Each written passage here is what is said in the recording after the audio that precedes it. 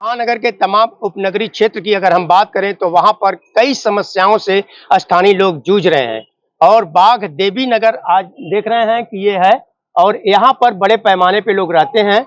लेकिन इनकी क्या समस्याएं हैं, इस मुद्दे पे यहाँ के रहवासियों से हम बात करना चाहेंगे।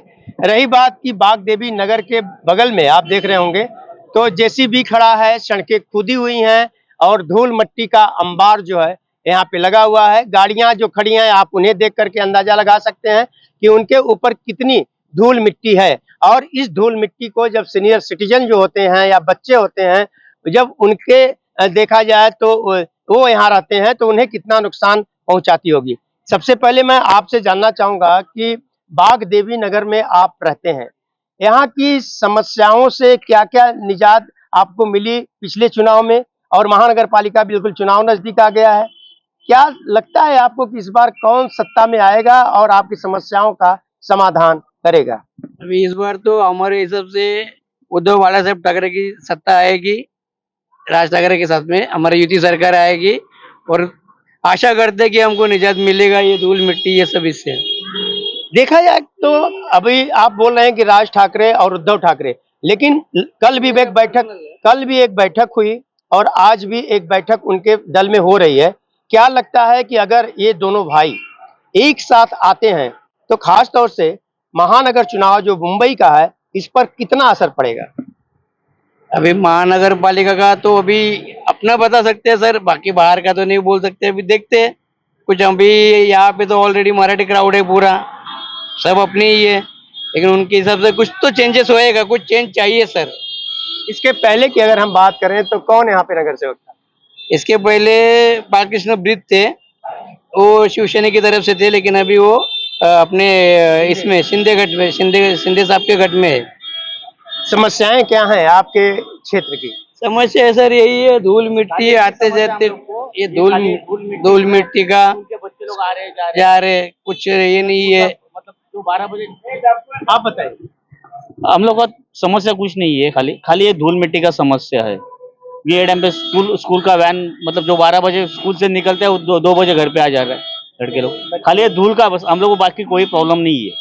और कोई प्रॉब्लम नहीं है। और लोग हैं, इनसे भी बात करना चाहेंगे। सर, आपसे मैं जानना चाहूंगा कि इस बार महानगर पालिका चुनाव होने जा रहा है, घोषणा हो गई है। क्या लगता है कि सत्ता पे कौन बैठेगा? सत्ता से तो ठाकरे ब्रांड बैठेंगे। ठाकरे ब्रांड मराठी मानुस के लिए बहुत कुछ कर सकते हैं और आगे हम लोग सब लोग चाहते हैं कि ठाकरे ब्रांड अपना मुंबई के महापौर या इधर बैठ सकते हैं, वो बिठाने चाहते हैं हम लोग। महाविकास अघाड़ी से अगर गठबंधन नहीं होता है, ऐसा कहा जा रहा है कि अगर राज ठाकरे या महाराष्ट्र नवनिर्माण सेना और शिवसेना यूबीटी उद्धव ठाकरे एक साथ आते हैं तो कांग्रेस जो है अकेले दम पे चुनाव लड़ेगी, इसका असर?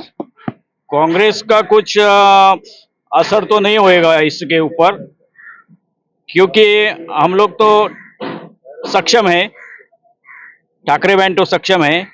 वो आएंगे तो ठीक है, नहीं आएंगे तो हम लोग आराम से मुंबई महानगर पालिका काबिज कर सकते हैं। आप क्या कहना चाहेंगे कि इस बार सत्ता पे कौन बैठेगा महानगर पालिका में?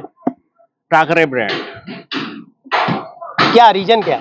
रीजन बोलेगा तो ये बहुत कुछ काम किया है कोरोना के टाइम पे, तो उसका असर तो होना ही चाहिए।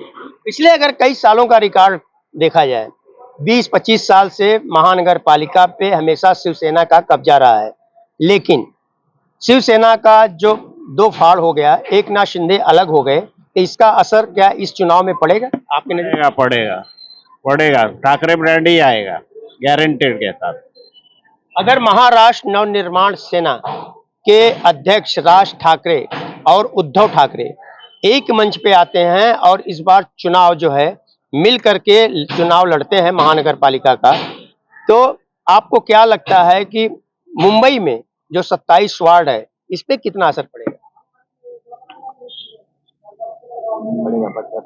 बहुत पूछ पड़ेगा, 70%। आप क्या कहना चाहोगे? आपकी क्या राय है? तो इन लोगों का कहना है कि महाराष्ट्र नवनिर्माण सेना और शिवसेना यानी यूबीटी उद्धव ठाकरे अगर एक साथ आते हैं मुंबई चुनाव में, खासतौर से महानगर पालिका के चुनाव में, तो मतदाताओं का मत जो है उनकी तरफ अधिक होगा। अब देखने की बात यह होगी कि जब चुनाव होगा, परिणाम आएंगे, तो रिजल्ट क्या आता है। वहीं दूसरी तरफ अगर हम बात करें तो इस सड़क पे आप देख रहे होंगे कि यहाँ पर बड़े पैमाने पे धूल मिट्टी और इसी तरह से डंपर लगातार आ जा रहे हैं, जिसके कारण यहाँ के रहवासियों को काफी तकलीफों का सामना करना पड़ता है। मैं आपसे जानना चाहूंगा कि और क्या समस्याएं हैं खास तौर से इस एरिया की। सबसे बड़ी समस्या तो सर जिसने बताया वही, स्कूल के बच्चे लोग को, हम लोग को, छोटे बच्चे आते जाते खेल भी नहीं सकते। ये धूल मिट्टी का तो सबसे बड़ी दिक्कत है।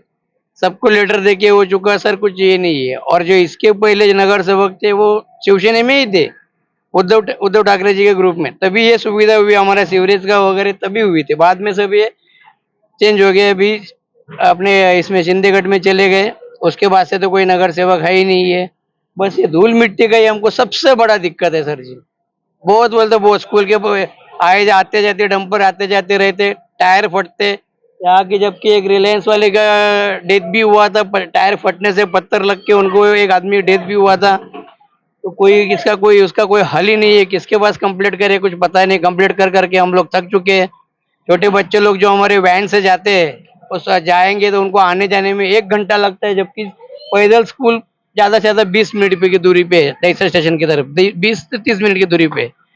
बच्चे लोग को बहुत दिक्कत हो रही है सर। मैं आपको बताना चाहूंगा ऑन टीवी के माध्यम से कि यहाँ के लोगों की समस्याएं जो हैं, खासतौर से रोड, सड़क जो है उसका निर्माण कार्य जो है नहीं हुआ है, और जिसके कारण धूल मिट्टी इतने बड़े पैमाने पे यहाँ पर उड़ती है। दिन रात जो है बच्चे जब स्कूल जाते हैं तो उन्हें तकलीफ होती है, खासतौर से सीनियर सिटीजन को तकलीफ होती है। और यहाँ के लोगों की राय मैंने ऑन टीवी के माध्यम से अपने दर्शकों को बताया ही। अब आगे किसी और जगह पर जाएंगे और लोगों की राय लेंगे। यहाँ के लिए बस इतना। ऑन टीवी के लिए कैमरामैन आशीष के साथ हरीश तिवारी।